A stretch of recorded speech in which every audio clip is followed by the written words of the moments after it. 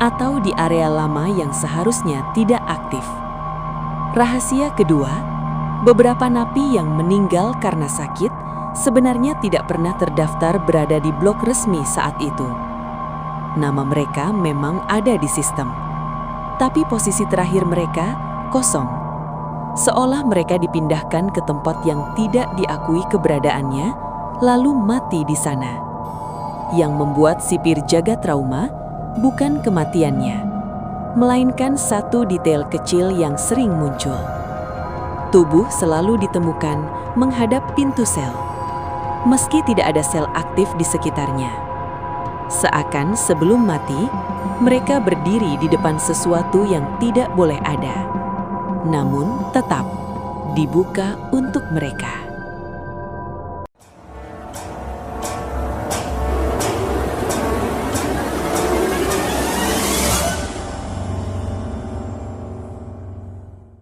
Blok yang tidak pernah ada.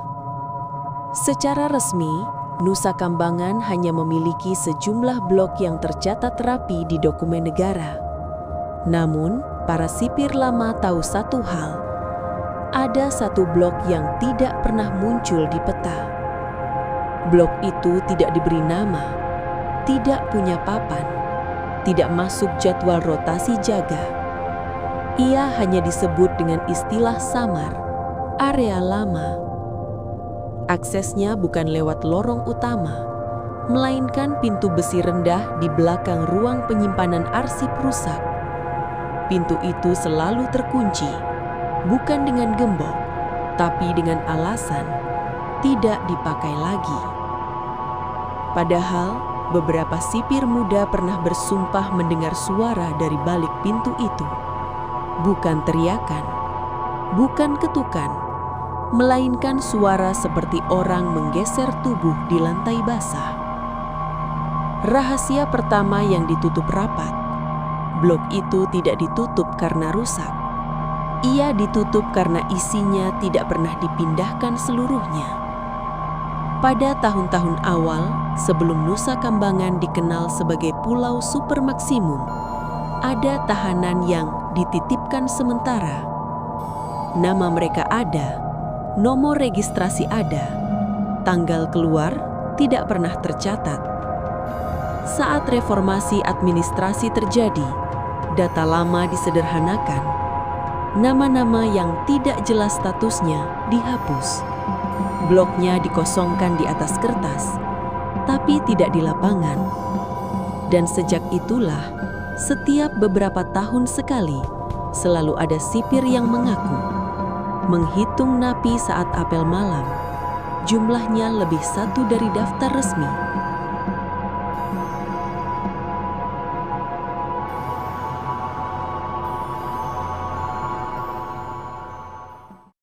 Log kematian yang direvisi.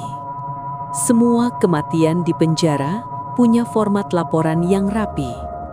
Sebab medis, jam kematian, saksi, tanda tangan dokter. Namun di Nusa Kambangan, ada satu jenis laporan yang selalu direvisi sebelum naik ke pusat. Laporan kematian tanpa saksi. Beberapa sipir lama tahu pola ini. Jika seorang napi ditemukan meninggal di luar jam patroli, laporan awal akan ditahan. Bukan diproses, ditahan. Petugas kesehatan datang belakangan.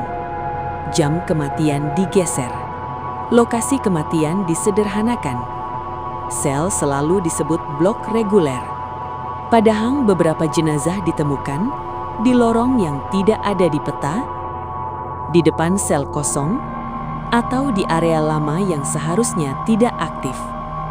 Rahasia kedua, beberapa napi yang meninggal karena sakit sebenarnya tidak pernah terdaftar berada di blok resmi saat itu. Nama mereka memang ada di sistem, tapi posisi terakhir mereka kosong.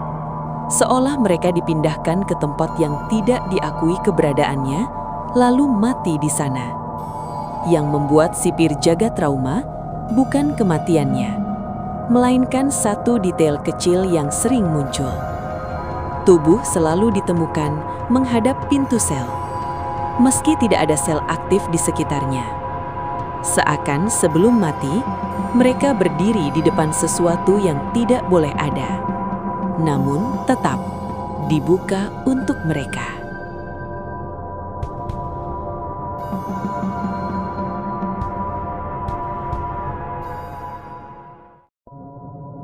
Mengapa semua orang memilih diam? Rahasia terbesar Nusa Kambangan bukan tentang makhluk halus, melainkan tentang kesepakatan diam. Semua orang yang bertugas lama tahu, jika kamu terlalu sering bertanya soal blok lama, nama-nama yang hilang, atau sel yang tidak tercatat, kariermu akan berhenti. Bukan dipecat, bukan dihukum, hanya dipindahkan. Dan yang aneh, mereka yang dipindahkan sering mengalami hal yang sama. Insomnia parah, mimpi tentang lorong panjang, perasaan dihitung tapi tidak terlihat. Beberapa dari mereka akhirnya mengaku mereka pernah masuk ke area lama, meski tidak ingat kapan atau bagaimana. Yang mereka ingat hanya satu hal yang sama, sebuah lorong, pintu besi terbuka, dan sensasi bahwa penjara itu lebih besar dari yang diakui negara. Itulah alasan semua pihak memilih diam. Karena jika rahasia ini dibuka, maka Nusa Kambangan bukan hanya tempat menghukum, melainkan tempat menghilangkan manusia secara administratif. Bukan dengan kekerasan, bukan dengan eksekusi, tapi dengan cara yang lebih rapi. Menghapus mereka dari catatan, lalu membiarkan tempat itu menyelesaikan sisanya. Dan di malam-malam tertentu, ketika angin laut berhenti dan pulau terasa terlalu sunyi, seolah Nusa Kambangan sedang memastikan rahasia itu tetap terkunci bersama mereka yang tak pernah keluar.